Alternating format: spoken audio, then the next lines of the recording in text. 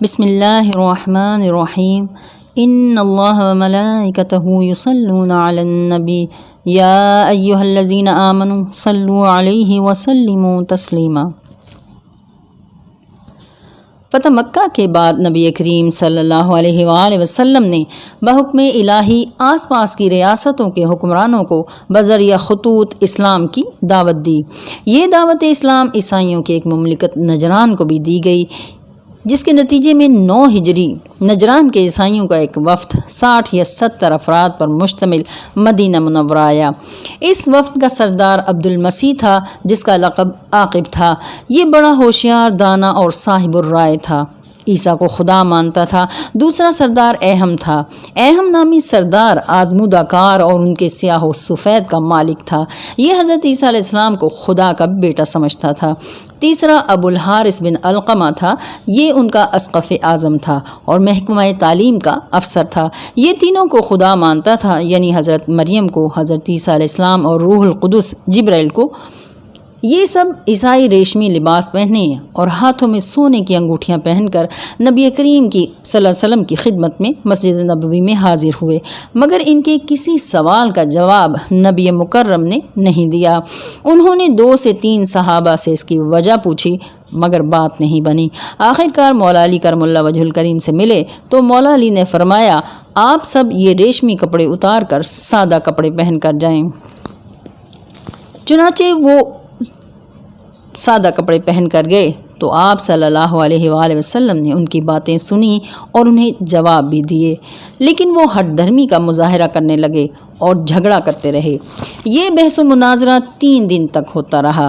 اس پر جبرائیل امین آئے اور عرض کیا، اللہ نے فرمایا ہے، اے میرے حبیب، آپ فرما دیجئے، آؤ ہم اپنے بیٹوں کو بلاتے ہیں، تم اپنے بیٹوں کو بلاؤ، ہم اپنی عورتوں کو بلاتے ہیں، تم اپنی عورتوں کو بلاؤ، ہم اپنے نفسوں کو بلاتے ہیں، تم اپنے نفسوں کو بلاؤ۔ یہاں نفس سے مراد اپنے جیسا ہے۔ پھر ہم عاجزی کے ساتھ التجا کریں کہ جھوٹوں پر اللہ کی لعنت۔ آیت نمبر 61 آل عمران۔ فَقُلْ تَعَالُوا نَدْعُ أَبْنَاءَنَا وَأَبْنَاءَكُمْ وَنِسَاءَنَا وَنِسَاءَكُمْ وَأَنفُسَنَا وَأَنفُسَكُمْ ثُمَّ نَبْتَهِلْ فَنَجْعَلْ لَعْنَةَ اللَّهِ عَلَى الْكَاذِبِينَ۔ یہ آیت مباہلہ کہلاتی ہے۔ مباہلہ کے معنی ہیں کہ 2 فریقوں کے درمیان ایک دوسرے پر لعنت ڈالنا۔ مطلب یہ کہ جب 2 فریقوں میں کسی معاملے کے حق و باطل ہونے میں اختلاف و نزاع ہو اور وہ دلائل سے ختم ہوتا نظر نہ آتا ہو تو دونوں بارگاہ الہی میں دعا کریں کہ یا اللہ، ہم دونوں میں سے جو جھوٹا ہو اس پر اللہ کی لعنت۔ 24 ذوالحجہ 9 ہجری کو مباہلے کا دن قرار پایا۔ مباہلہ لعنت کے معنوں میں ہے، یعنی رحمت سے دور۔ اس پر انہوں نے 3 دن کی مہلت مانگی۔ 3 دن اپنے طور پر انہوں نے خوب تیاری کی۔ مدینہ سے 3 میل دور پہاڑی کے پاس میدان میں مباہلہ ہونا تھا۔ یہ مباہلے کا دن تھا، مقابلے کا نہیں، روحانی جنگ تھی۔ فیصلہ اللہ نے کرنا تھا۔ مباہلہ علم والوں سے کیا جاتا ہے، جاہلوں سے نہیں۔ عیسائیوں کو قرآن کریم اور محمد صلی اللہ علیہ وآلہ وسلم پر اعتراض تھا۔ ایک جانب عیسائی خوب تیاریوں میں مصروف تھے تو دوسری جانب نبی کریم صلی اللہ علیہ وآلہ وسلم کی مباہلے کے لیے کی گئی تیاری کے بارے میں حضرت سعد بن ابی وقاص روایت کرتے ہیں کہ جب آیت مباہلہ نازل ہوئی اور مباہلے کا دن طے ہو گیا تو نبی مکرم حضرت فاطمۃ الزہرا کے گھر تشریف لے گئے اور وہاں جا کر بیٹھ گئے اور اپنے اوپر چادر اوڑھ لی۔ اس چادر میں علی، فاطمہ اور حسن و حسین کو داخل کر لیا اور فرمایا، اللہم ہؤلاء اہل بیتی، یا اللہ، یہ شخصیات میرے اہل بیت ہیں۔ مسلم اور ترمذی میں یہ حدیث مبارکہ موجود ہے۔ اس طویل حدیث کو حدیث قصہ کہتے ہیں۔ حضرت جابر بن عبداللہ انصاری حضرت سیدہ بی بی فاطمہ زہرا بتول سے روایت کرتے ہیں کہ بی بی نے فرمایا، ایک روز میرے والد بزرگوار میرے گھر تشریف لائے اور فرمایا، مجھے چادر اڑا دو۔ میں نے یمنی چادر اڑا دی۔ اتنے میں حسین آ گئے، فرمایا چادر میں آ جاؤ۔ پھر حسن آ گئے، فرمایا چادر میں آ جاؤ۔ پھر علی آ گئے، فرمایا چادر میں آ جاؤ۔ پھر مجھے فرمایا تم بھی آ جاؤ۔ پھر فرمایا یا اللہ یہ شخصیات میرے گھر والے ہیں۔ اوپر آسمانوں پر جبرائیل امین نے عرض کیا یا اللہ چادر کے نیچے کون ہیں؟ اللہ نے فرمایا چادر کے نیچے ہیں فاطمہ کے والد اور فاطمہ کے شوہر اور فاطمہ کے دونوں بیٹے۔ پھر جبرائیل اللہ کے حکم سے تشریف لائے اور رسول کریم صلی اللہ علیہ وآلہ وسلم سے اجازت لے کر چادر میں داخل ہو گئے اور عرض کیا اللہ کی طرف سے چنے ہوئے بندوں کے لیے وحی لے کر حاضر ہوا ہوں۔ اللہ فرماتے ہیں یقیناً اللہ تو یہی چاہتا ہے کہ اے اہل بیت وہ تم سے ہر ناپاکی کو دور فرما دے، جیسا کہ پاکیزگی کا حق ہے تمہیں پاکیزہ بنا دے۔ انما یرید اللہ لیذھب عنکم الرجس اہل البیت ویطہرکم تطہیرا، سورہ احزاب آیت نمبر 33۔ یہاں انما کا مطلب تاکید ہے، بس اور بس، فقط اور فقط۔ بے شک اللہ تو یہی چاہتا ہے کہ ہر طرح کی گندگی کو تم سے دور رکھے اے اہل بیت، اور تمہیں ایسی پاکیزگی عطا کرے جو ہر طرح مکمل ہو۔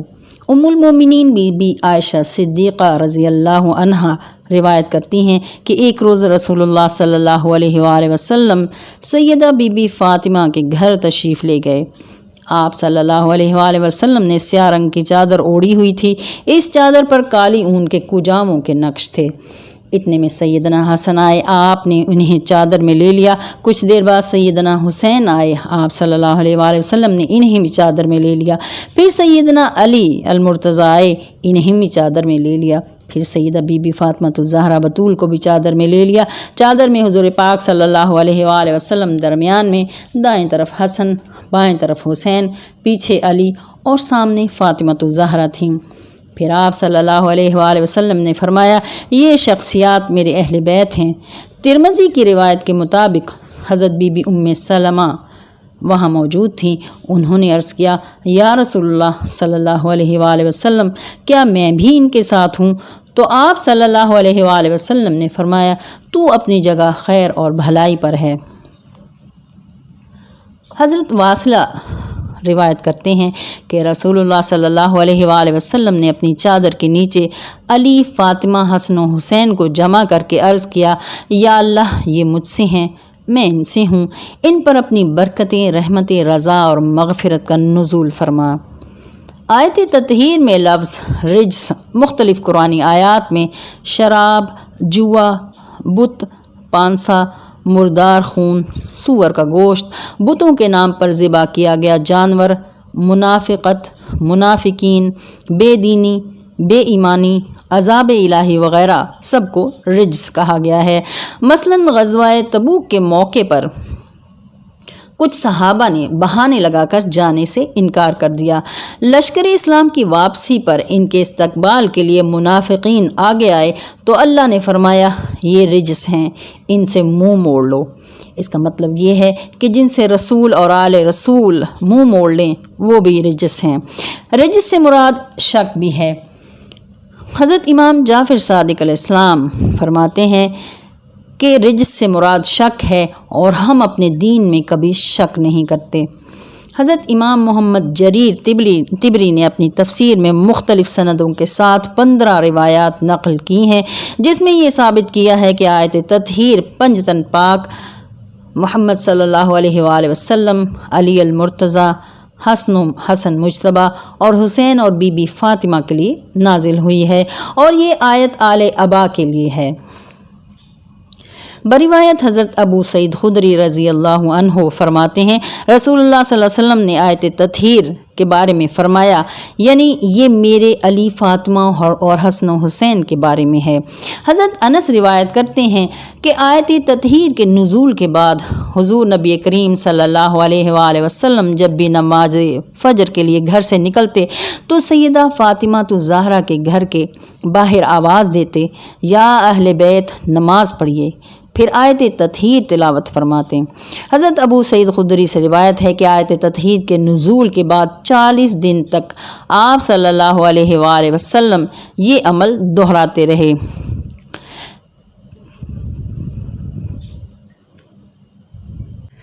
حضرت عبداللہ ابن عباس سے روایت ہے کہ آیت تطہیر کے نازل ہونے کے 7 ماہ تک آپ صلی اللہ علیہ وآلہ وسلم یہ عمل دہراتے رہے۔ حضرت شیخ محی الدین ابن عربی فتوحات مکیہ میں فرماتے ہیں کہ اولاد فاطمہ جو قیامت تک ہونے والی ہے وہ آیت تطہیر میں شامل ہے، یعنی پاک اور مغفور ہے۔ آخر 3 روز کے بعد مباہلے کا دن آ پہنچا۔ عیسائیوں نے شاندار پوشاکیں پہنی ہوئی تھیں۔ اپنے بڑے پادریوں کے ساتھ 60 یا 70 کے قریب دیگر عیسائی میدان مباہلہ کی طرف چل پڑے اور عالم اسلام کی طرف سے پیغمبر اسلام علی، فاطمہ، حسن و حسین کو ساتھ لے کر میدان مباہلہ کی طرف روانہ ہو گئے۔ روایت میں یہ الفاظ ہیں: تحقیق آپ صلی اللہ علیہ وآلہ وسلم نے حسن کی انگلی پکڑی، حسین کو گود میں اٹھایا، آپ کے پیچھے فاطمہ تھی اور فاطمہ کے پیچھے علی تھے۔ بیدم یہی تو 5 ہیں مقصود کائنات، خیر النساء حسن و حسین، مصطفیٰ و علی۔ آپ صلی اللہ علیہ وسلم نے ان سب کو مخاطب کر کے فرمایا، جب ہم دعا مانگیں تو آمین کہنا۔ جب یہ قافلہ نور و تقدیس مقررہ جگہ پر پہنچ گیا تو ان بے نظیر و حسین چہروں کو دیکھ کر عیسائیوں کے بڑے پادری اسقف نے اپنے حواریوں سے کہا، اے میری قوم کے لوگوں، میں ان میں وہ صورتیں دیکھ رہا ہوں، اگر یہ لوگ اللہ کے سامنے سوال کر دیں کہ پہاڑ اپنی جگہ سے ٹل جائے تو پہاڑ ٹل جائے گا، اگر یہ لوگ پہاڑ کو حکم دیں کہ چل پڑو تو وہ چل پڑے گا، پس ان کے ساتھ مباہلہ نہ کرنا ورنہ ہلاک ہو جاؤ گے، اور کوئی عیسائی دنیا میں قیامت تک باقی نہ رہے گا۔ حدیث نبوی صلی اللہ علیہ وآلہ وسلم ہے، قسم ہے اس ذات کی جس کے قبضہ قدرت میں میری جان ہے، اہل نجران کی تباہی یقینی تھی، اگر ہم ان پر لعنت کر دیتے تو ان کی صورتیں مسخ ہو جاتیں اور وہ بندر اور سور بن جاتے اور ان کے سروں پر آگ برستی، اہل نجران جل کر راکھ ہو جاتے، حتیٰ کہ پرندے اور درخت بھی جل جاتے اور تمام عیسائی ہلاک ہو جاتے۔ امام شیبی حضرت جابر بن عبداللہ انصاری سے روایت کرتے ہیں کہ مباہلہ کے روز حضور پاک صلی اللہ علیہ وسلم بیٹوں کی جگہ حسن و حسین کو لے کر گئے، عورتوں کی جگہ سیدہ فاطمہ بطول زہرا کو اور نفس کی جگہ علی کو لے کر گئے۔ مباہلہ عیسائیوں اور نبی کریم صلی اللہ علیہ وسلم کے درمیان تھا۔ نبی اپنے گھر والوں کو اس لیے لے کر گئے تاکہ امت کو پتہ چلے کہ قرآن میں جن سچوں کا ذکر ہے وہ یہی لوگ ہیں جن کے متعلق فرمایا ہے سچوں کے ساتھ ہو جاؤ، اور یہ کہ آیت تطہیر انہی 5 لوگوں کے لیے نازل ہوئی۔ مباہلہ کے بعد نبی کریم صلی اللہ علیہ وسلم نے انہیں اسلام کی دعوت دی، عیسائیوں نے انکار کر دیا، پھر فرمایا جزیہ دو، انہوں نے پھر انکار کر دیا، پھر آپ صلی اللہ علیہ وسلم نے فرمایا جنگ کے لیے تیار ہو جاؤ، یہ سن کر انہوں نے کہا ہم مصالحت کے لیے تیار ہیں، پھر صلح نامہ تحریر کیا گیا اور دونوں جانب سے دستخط کیے گئے۔ تفسیر ابن کثیر میں صلح نامہ کے الفاظ یہ ہیں، ہم ہر سال 2000 ریشمی جوڑے دیں گے، 1000 ماہ سفر میں، 1000 ماہ رجب میں دیں گے، اور ہر جوڑے کی قیمت 40 درہم ہوگی۔ آپ صلی اللہ علیہ وسلم کے جو قاصد ہمارے ملک سے گزریں گے ہم ان کی مہمانداری کریں گے، بس آپ ہمیں اپنے دین پر قائم رہنے دیں اور اپنی حفاظت اور ذمہ داری میں لے لیں اور ہمارے ساتھ جنگ نہ کریں۔ المستدرک حاکم جلد دوئم، سوائق محرکہ، نور الابصار، ترمذی جلد دوئم، شرح مشکات جلد چہارم، اسرار الغازہ جلد دوئم، تفسیر خازن جلد سوم، تفسیر در منصور جلد پنجم، تفسیر روح المعانی جلد ہشتم، تفسیر ابن کبیر جلد سوم، نزہۃ المجالس جلد دوم، معارج النبوت جلد چہارم میں یہ سب تفصیل موجود ہے۔ لی خمسۃ اطفی بہا حر الوباء الحاتمہ، المصطفیٰ والمرتضیٰ وابناہما والفاطمہ۔